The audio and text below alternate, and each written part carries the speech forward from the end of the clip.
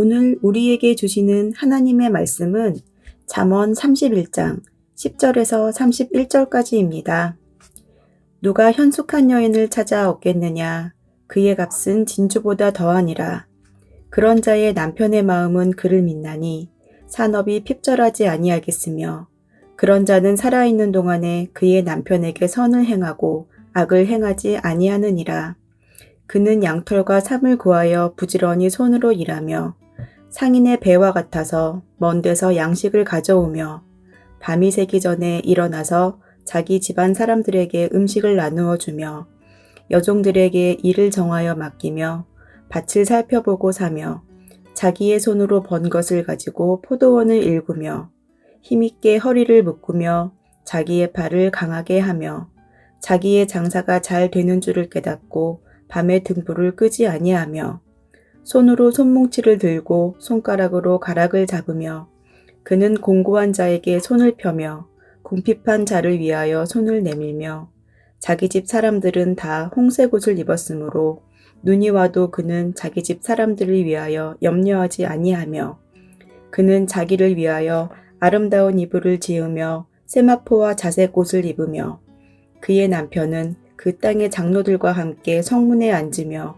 사람들의 인정을 받으며 그는 배로 옷을 지어 팔며 띠를 만들어 상인들에게 맡기며 능력과 존귀로 옷을 삼고 후일을 웃으며 입을 열어 지혜를 베풀며 그의 혀로 인애의 법을 말하며 자기의 집안일을 보살피고 게을리 얻은 양식을 먹지 아니하나니 그의 자식들은 일어나 감사하며 그의 남편은 칭찬하기를 덕행 있는 여자가 많으나 그대는 모든 여자보다 뛰어나다 하느니라. 고운 것도 거짓되고 아름다운 것도 헛되나 오직 여호와를 경외하는 여자는 칭찬을 받을 것이라. 그 손의 열매가 그에게로 돌아갈 것이요 그 행한 일로 말미암아 성문에서 칭찬을 받으리라. 아멘. 사랑하는 성문가족 여러분, 오늘도 주님과 동행하는 기쁨의 한날이 되기를 바랍니다. 10절에 보면 누가 현숙한 여인을 찾아 얻겠느냐? 그의 값은 진주보다 더하니라 라고 했습니다. 현숙하다는 말의 원어는 용감하다는 뜻입니다. 주로 전사를 가리킬 때 쓰는 말입니다. 좋은 아내를 전사를 가리키는 현숙이라는 말로 표현한 것이 좀 의외입니다. 그런데 생각해보면 좋은 가정을 이루려면 무엇보다 용기가 필요합니다. 부부가 서로 사랑으로 세워주고 진실한 말로 잘못을 고쳐주려면 용기가 필요합니다.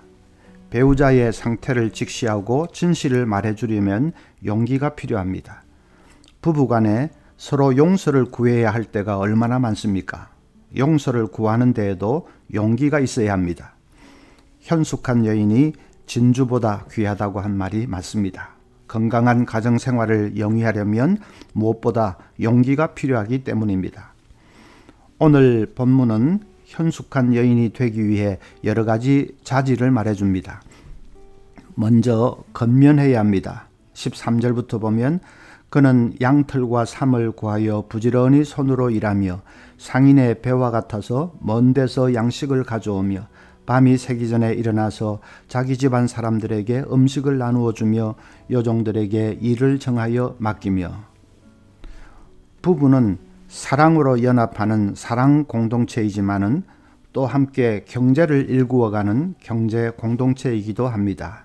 가정을 일으키기 위해서는 부부가 함께 협력해서 부를 축적해야 합니다.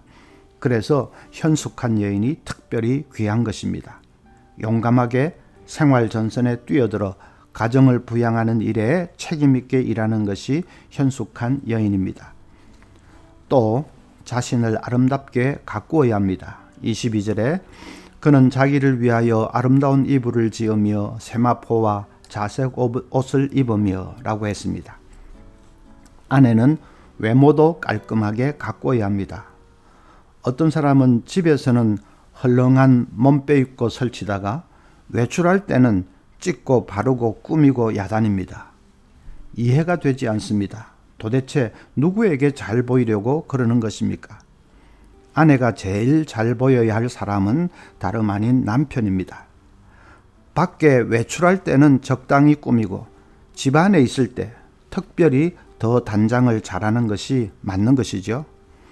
잠자리 날개같이 하늘하늘한 잠옷은 입지 않더라도 추리닝 입고 덜렁덜렁 하는 것은 좀 아닙니다. 어떤 분은 목사님, 하나님은 외모를 보지 않고 중심을 보신다고 했지 않습니까? 그렇게 질문합니다. 그 구절을 자세히 보십시오. 사람은 외모를 보거니와 나 여호와는 중심을 보느니라 라고 되어 있습니다. 사람은 외모를 보거니와, 남편은 사람 아닙니까? 남편이 하나님이라면 중심을 보겠지만은 남편은 사람입니다. 그래서 외모를 봅니다. 그러니까 부인들은 외모에도 신경을 써야 합니다. 잠언이 그것을 말씀합니다. 자기를 위해 단장하는 여인이 현숙한 여인이라고 합니다. 또 현숙한 여인은 남편의 자존감을 높여주는 사람입니다. 23절에 그의 남편은 그 땅의 장로들과 함께 성문에 앉으며 사람들의 인정을 받으며, 그 당시에 성문은 공적으로 모여 송사를 판결하던 자리였습니다. 남편이 그 땅의 장로들과 함께 성문에 앉는다는 말은 남편이 영향력 있는 지도자가 된다는 뜻입니다. 그런 남편은 자존감이 엄청나게 높겠죠. 남편을 그렇게 존경받는 자리에 세우는 여자가 현숙한 여인이라는 말입니다. 그러기 위해서는 매일의 삶에서 아내는 남편의 자존감을 높여줄 수 있어야 합니다. 남편이 자신감 있고 당당하게 행할 수 있도록 자존감을 세워줘야 합니다. 남자들이 아내에게 바라는 욕구, 설문조사를 해보면 언제나 첫째가 자아 존중감입니다. 아내에게 인정받고 존중받기를 원하는 것이죠. 어린 아들이 엄마 앞에서 엄마 나 여기서 뛰어내릴 수 있어?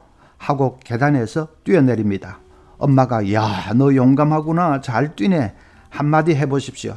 금방 2층으로 뛰어 올라가서 엄마 나 여기서도 뛸 수 있다 합니다. 말리지 않으면 확 뛸 겁니다. 아들이 나무에 머리를 콩 쥐어 박았는데 야 너 머리는 단단하구나 해보세요. 그 다음에는 아예 시멘트 바닥에 머리를 대고는 엄마 나 여기도 박을 수 있어 합니다.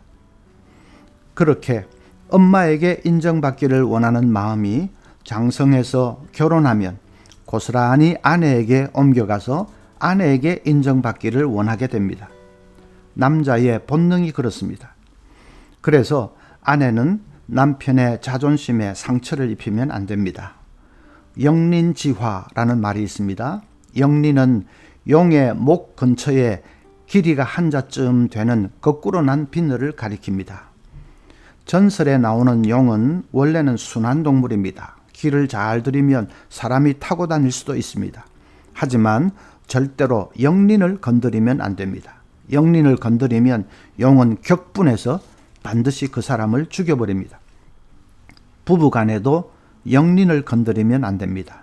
어떤 40대 실직자가 부부간의 불화로 이혼 직전에 있는데 그가 하는 말이 다른 것은 몰라도 아내의 이런 점만은 도저히 용서가 안 된다는 것입니다. 아이들을 야단칠 때마다 아내는 어쩌면 그렇게 제 애비를 쏙 닮았는지, 네 아빠처럼 안 되려면 공부 좀 열심히 해라, 늘 그런다는 것입니다. 실직한 가장에게 그 말은 비수처럼 가슴에 와 꽂히는 것이죠. 그러니 아내와 같이 살 마음이 없다는 것입니다. 남편의 자존심을 그렇게 짓밟아 버리면 안 됩니다. 시집 식구들을 비난하는 것도 영린을 건드리는 것입니다. 고부 갈등은 하나님도 해결 못한다지요? 예, 어려운 일이기는 합니다. 그래도 남편 앞에서 당신 어머니 말이야 하면서 험담하지 마십시오. 그것은 남편의 자존심을 건드리는 것입니다. 좋든 싫든 시어머니는 남편을 낳아주신 분이고 길러주신 분입니다. 시어머니를 비난하는 것은 남편을 비난하는 것입니다. 그러니까 남편이 견딜 수 없어 하는 것이죠. 현숙한 여인은 남편을 존중하고 세워줄 줄 아는 사람입니다. 바보 온달과 평강공주 이야기 아시죠? 온달은 눈먼 호르머니를 모시고 사는 아무것도 내세울 것이 없는 무명의 사내에 불과했습니다. 그런 온달을 바꾸어 놓은 것은 평강공주의 말 한마디였습니다. 온달님은 성실하고 힘이 좋으니까 노력하면 틀림없이 장군이 될 거예요. 그 한마디가 온달을 완전히 딴 사람이 되게 했습니다. 낮에는 활쏘기와 칼쓰기를 익히고 밤에는 부지런히 책을 읽었습니다. 마침내 진짜로 장수가 되었습니다. 평생 바보로 지냈을 사람이 배우자의 말 한마디에 인생 역전이 되었습니다. 아내 여러분, 남편을 격려하고 세워주십시오. 남편의 자존감을 높여주십시오. 창세기 보면 하나님이 하와를 지으실 때 어떤 배필로 지었다고요? 돕는 배필로 지었습니다. 남편이 약점이 많고 무능해서 따르기가 어렵습니까? 그것은 남편의 능력과는 상관이 없습니다. 남편을 가장의 위치에 세운 것은 하나님입니다. 남편이 유능하든 무능하든 상관없이 하나님 말씀에 순종해서 남편을 존중하고 따르는 것입니다. 그럴 때 남편도 변하게 될 것입니다. 남편에게 자주 이렇게 말하십시오. 나는 언제나 당신 편이에요. 세상 모두가 당신을 등져도 나는 영원히 당신을 믿고 따를 거예요. 그러면 남편은 천군만마를 얻은 것처럼 앞을 향해 돌진할 것입니다. 행복한 가정을 이루는 마법의 비율을 아십니까? 5대 1이 마법의 비율입니다. 부정적인 말 한마디였으면 긍정적인 말은 최소한도로 5마디 이상 하라. 그것이 마법의 비율입니다. 남편에게도 마법의 비율을 써보십시오. 남편이 달라질 것입니다. 오늘 아침에 아내는 남편을 세워주는 현숙한 여인이 되고 남편은 아내를 생명을 다해서 사랑하고 그래서 서문의 가정들은 다 행복한 가정이 될 수 있도록 기도합시다. 그리고 사랑의 바자회가 풍성한 잔치가 되어 이웃을 섬기고 봉사하는 기쁨의 축제가 되도록 기도하겠습니다.